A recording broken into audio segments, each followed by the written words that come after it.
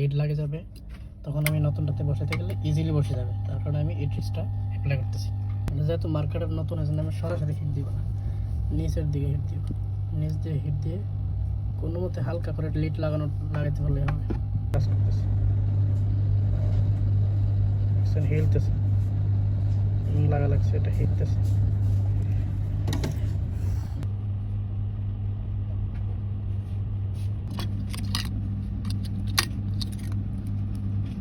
দেখি এখন চেক করি কি অবস্থা।